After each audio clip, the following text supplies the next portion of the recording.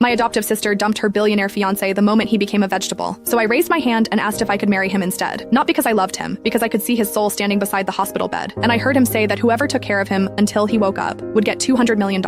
I had been able to see people's souls since I was a child. I could even hear them speak. Because of that, my parents hated me. They called me strange. They called me unlucky. They treated my adoptive sister Shauna like a princess and treated me like a servant who happened to share their blood. Later, Shauna landed herself a billionaire, Ethan Ford, young, powerful, rich enough to make my parents smile at her as if she had saved the whole family. But on the eve of their wedding, Ethan got into a car accident and fell into a coma. The doctor said he might wake up in 6 months, or 3 years, maybe longer. Shauna canceled the marriage without hesitation. Want me to wait on a vegetable hand and foot? In my dreams. I'm not wasting my life on a useless man. I'd rather die than marry him. The room went silent. Mrs. Ford's face turned pale.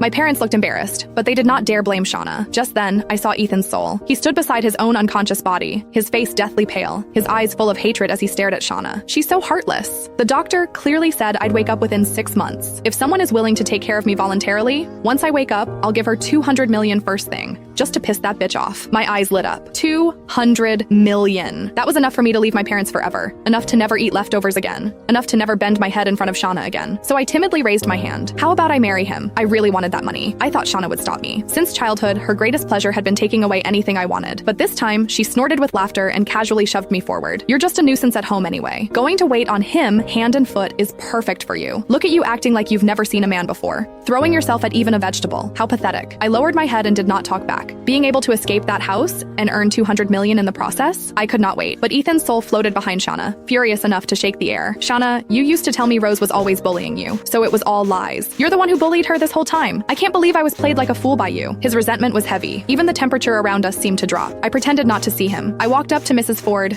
and said softly, I'm the biological daughter of the family. If you don't mind, Mrs. Ford, I'm willing to marry Ethan in my sister's place. Mrs. Ford's worried expression cleared at once. After Ethan's accident, the Ford family had publicly said he would recover quickly. If he was abandoned by his fiancée at this time, the Ford family would become a joke, and their stock price would suffer. I had become their lifeline. Mrs. Ford grabbed my hand. You're really willing? However, Ethan is unconscious right now. He cannot get a marriage license or hold a wedding with you. As long as you take good care of him and fulfill your duties as his wife, when he wakes up, the position of the Ford family's daughter-in-law will be yours. I nodded obediently. I'm very good at taking care of people. I took care of my paralyzed grandparents when I was little. Ethan's soul frowned and floated to my side. He looked me up and down. A cold wave brushed over my spine. I pretended not to know he existed and kept selling myself. I can cook. I can help people turn over and bathe. I am very patient. My parents chimed in eagerly. That's right, Rose was born to serve others. Having her take care of Ethan is perfect. As her parents, we approve of this marriage. You should take her with you right away. They spoke as if they were throwing out garbage. Behind the door came Shauna's sharp laughter. A freak and a vegetable. Two half-dead wastes. A perfect match. Ethan's soul shook his head again and again. Shauna is too vicious. So all her previous kindness was an act. I must have been blind. When I wake up, I'll give Rose $200 million immediately. Watching him float through the wall, I silently prayed. You promised it yourself. Do not forget the $200 million. Half an hour later, I saw Ethan's body in the special care ward. He was thin, covered in tubes, relying on machines to maintain his vital signs. Mrs. Ford wiped her tears. He has a brain injury. The surgery was successful, but he still needs time to recover. At the shortest, 6 months. At the longest, 3 years. We want to maintain the Ford family's dignity, but we also want to find him a companion. Shauna should have thought about it. We can afford professional nurses. Why would we need her to do menial work? I understood what Mrs. Ford meant. For a vegetative patient to wake up, strong emotional companionship mattered. Someone needed to talk to him every day, keep his brain active, and pull his will back. But Ethan's critical condition could not be shown to outsiders. Mrs. Ford was busy stabilizing the company. Shauna would have been the best choice. In the end, the task fell to me. Ethan's soul stood by the bed with an ashen face. I thought Shauna would stick by me. She completely broke my heart. I just want someone reliable to read financial news to me every day. Why is that so hard? I don't know if Rose can handle it. After listening to him ramble for a while, I understood. His body and consciousness were separated. That was why I could see his soul. When he woke up, his soul would return to his body. After thinking it over, I laid out my plan. I will report news to Ethan every day. I will play movies and music for him. I will describe the weather and let him smell different scents, so his perception of the outside world stays active. As for bathing and turning him over, if Mrs. Ford doesn't mind, let me do it too. Mrs. Ford and Ethan's soul both looked doubtful. They thought I was making empty promises, but the next day, they were impressed. When Mrs. Ford came to the ward, I had just finished shaving Ethan's beard. He looked much cleaner. A newly released movie was playing on the television. I explained scenes to him while holding a tablet and reading financial news aloud.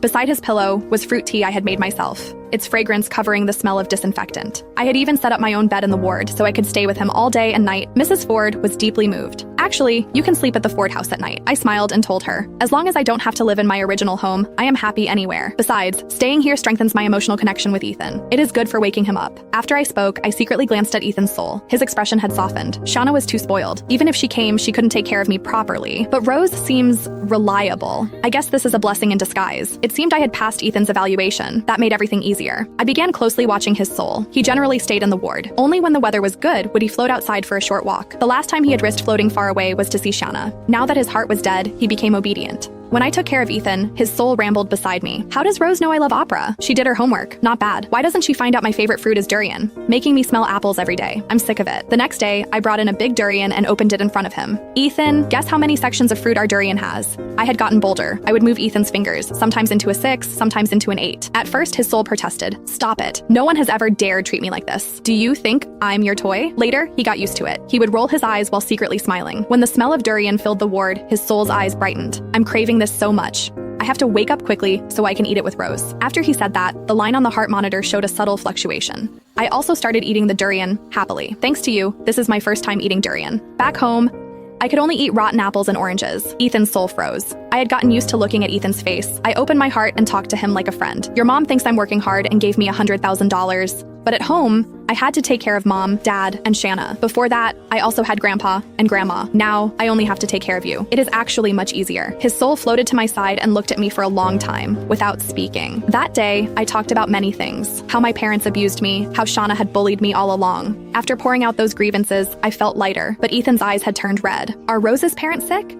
Why don't they cherish such a good biological daughter and instead dote on a spoiled adoptive one? When I wake up, I must teach that family a lesson for Rose. I was a little touched, but the lesson could wait. As long as the 200 million came through successfully, I would be grateful. After that day, Ethan's soul and I became much closer. I still pretended not to know he existed, but I fulfilled every wish he muttered. He also stayed by my side constantly, watching everything I did. 4 months passed like that. One day, while I was moving Ethan's fingers again, his finger moved on its own. Ethan's soul froze. My nerves and muscles seemed to be responding to external stimuli. Looks like my brain nerves are recovering well. Will I be able to return to my body soon? I joyfully notified Mrs. Ford. The good news spread quickly. A large group of experts came to consult on Ethan's case, and Shanna burst into the ward. She glanced at Ethan on the bed with disdain, then roughly dragged me outside. I heard Ethan is about to wake up. I did not answer. Shanna slapped me across the face. You really think you've landed the Ford family? How dare you give me attitude? Ethan's soul was so angry he gritted his teeth. Rose, are you stupid? Fight back. I've got your back. You won't fight back? Then I'll do it for you. But the fists he threw only stirred up cold wind. They could not hurt Shanna at all. Shanna poked my nose and warned me. If Ethan really wakes up, you better get lost. I'll make Ethan believe I've been the one taking care of him all along. After all, I'm the woman Ethan loves. Even when he wakes up, he will only marry me. I looked through the glass wall at Ethan's body. His fingers twitched again under the blanket. Beside him, Ethan's soul slowly turned his head toward Shanna.